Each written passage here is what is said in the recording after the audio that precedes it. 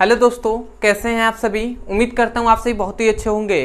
तो आज की इस वीडियो में हम पढ़ने वाले हैं क्लास 12 रसायन विज्ञान का बहुत ही इंपॉर्टेंट टॉपिक जो है भैया फ्रैंकल दोष। तो फ्रैंकल दोष किसे कहते हैं, इसका परिभाषा क्या होता है, इसके कुछ महत्वपूर्ण जो टॉपिक हैं उसको हम देखेंगे, जो गुण है उसको जानेंगे। ठीक है, बहुत ही आसानी तरीके से आपको समझ में आएगा। तो चलिए दोस्तों, फ्रैंकल दोष के बारे में सब कुछ जानते हैं। तो सबसे पहले हमें ये जानना होगा भैया कि फ्रैंकल दोष कहते किसे हैं।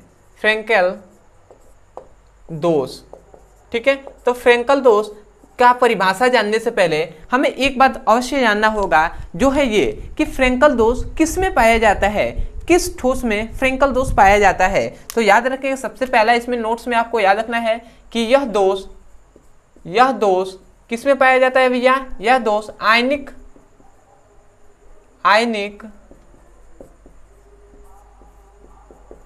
ठोस में पाया जाता है।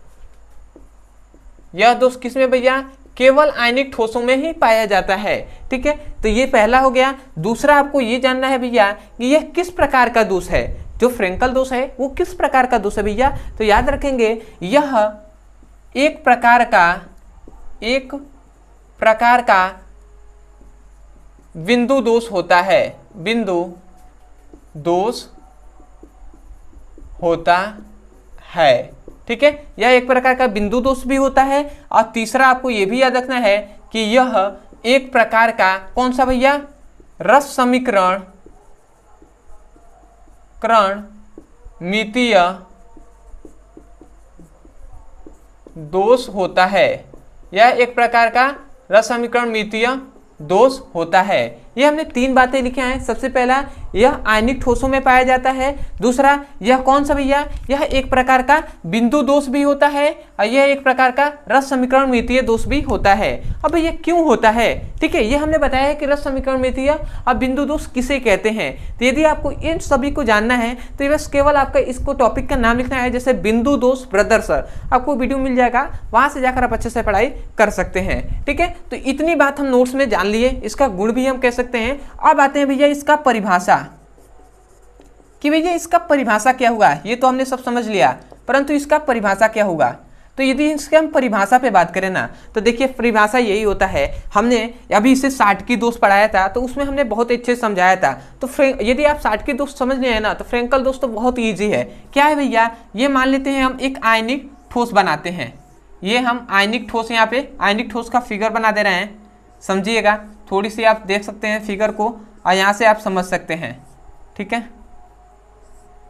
तो ये हमने आयनिक ठोस का यहाँ पे हमने फिगर बनाया है। अब भैया आयनिक ठोसों में ये क्या होता है, इसको हम आपस में जोड़ देते हैं क्योंकि ये ठोस है ना।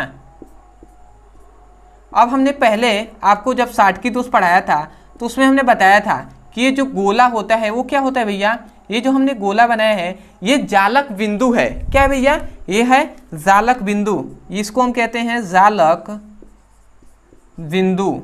ठीक है, अब इसी जालक बिंदु में क्या होते हैं भैया, आवेश होते हैं, धनायन हो या ऋणायन। तो मान लेते हैं धनायन ऋणायन धनायन, फिर से ऋणायन, फिर से ऋणायन धनायन ऋण, फिर से धन, फिर से क्या हो जाएगा धन माइनस प्लस माइनस, फिर से माइनस प्लस माइनस प्लस। ये क्या होते हैं, इसमें जो आयन होते हैं धनायन और ऋणायन। अब ये बात ये होती है ना कि ये तो हो गया, ये जालक बिंदु है, और इस जालक बिंदु में क्या होते हैं, धनायन होते हैं या ऋणायन होते हैं। अब इसमें बीच में देख रहे हैं आप खाली स्थान है। इस खाली स्थान का क्या नाम है भैया, इसे हम कहते हैं अंतराकाशीय स्थल। ठीक है, क्या कहते हैं भैया, यहाँ पे मैं नाम लिख दे रहा हूं, अंतराकाशीय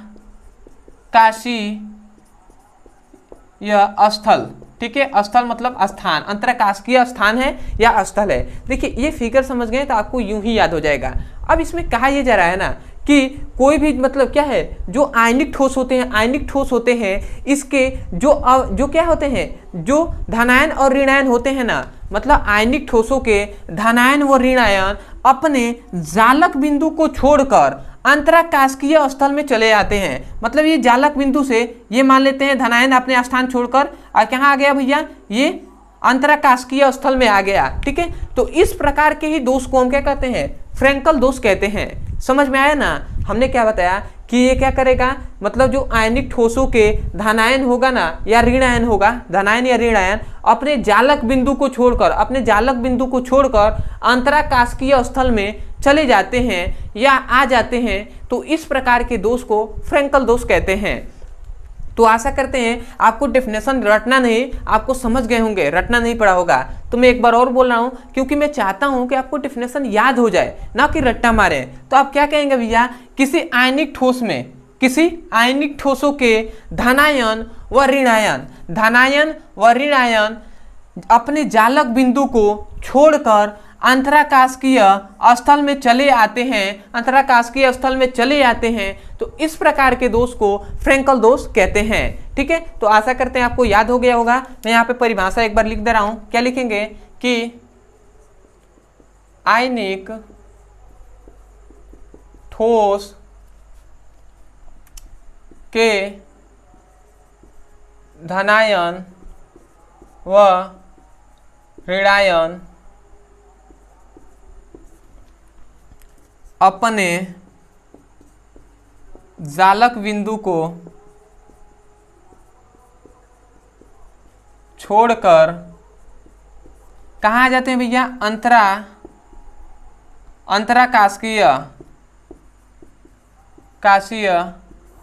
स्थल में आ जाते हैं। तो इस प्रकार के दोष को क्या कहते हैं भैया, फ्रेंकल दोष कहते हैं। फ्रेंकल दोष कहते हैं। ठीक है, तो यहाँ पे हमने परिभाषा को लिख दिया है, परंतु मैं आपसे रिक्वेस्ट करूंगा कि भैया यहाँ से परिभाषा न याद कीजिएगा, आपको याद करना है इस फिगर से ही कि किसी क्रिस्टल के धनायन व ऋण आयन अपने जालक बिंदु को छोड़कर अंतराकाशिकीय स्थल में चले आते हैं, तो इस प्रकार के दोष को हम क्या कहते हैं, फ्रेंकल दोष कहते हैं। तो आशा करते हैं आपको याद हो गया होगा।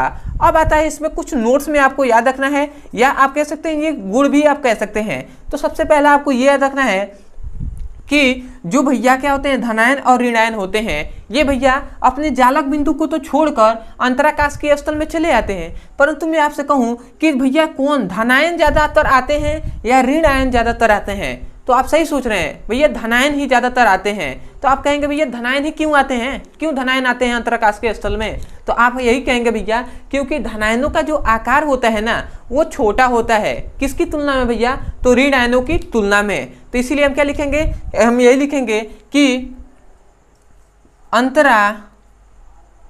मतलब ऐसे लिखेंगे कि धनायन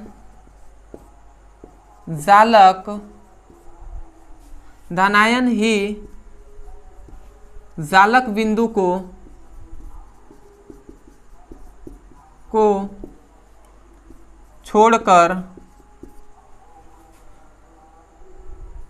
अंतराकाशिकीय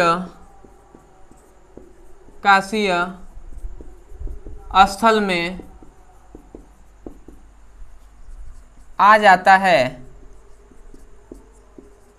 आ जाता है, क्योंकि भैया क्योंकि इनका आकार क्या होता है भैया, आकार छोटा होता है। ठीक है, क्या लिखेंगे भैया, छोटा होता है।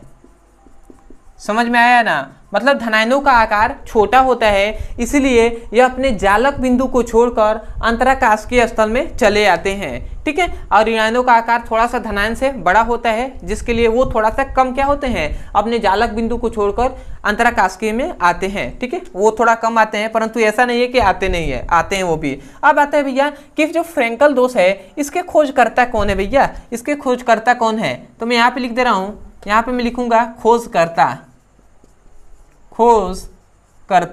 ठीक है, तो यदि हम इसके खोजकर्ता पे याद रखें तो आपको नाम याद रखना है याकवे फ्रेंकल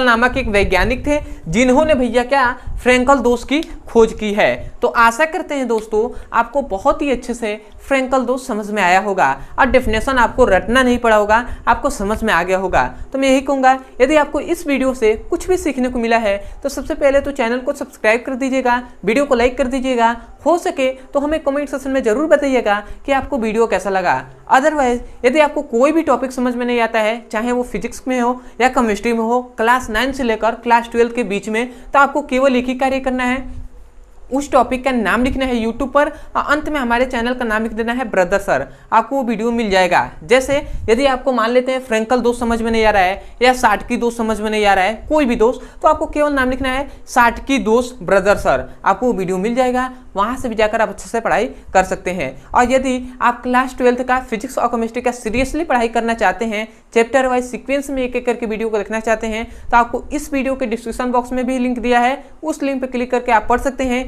यदि आपको डिस्क्रिप्शन नहीं पता तो हमें इस नंबर पे, यहाँ पे जो नंबर लिखा जा रहा है, इस नंबर पे हमें व्हाट्सएप करके पूछ सकते हैं भैया कि, और यहाँ से आप लिंक भी प्राप्त कर सकते हैं। ठीक है, इस नंबर पे हमें व्हाट्सएप कर दीजिएगा। जैसे आप क्या लिखेंगे, आपको यही लिखना है कि class 12 physics chemistry all video link, तो आपको लिंक दे दिया जाएगा। ठीक है, तो चलिए दोस्तों आज के लिए इतना ही, मिलते हैं अगले वीडियो में, तब तक के लिए धन्यवाद। जय हिंद, जय भारत।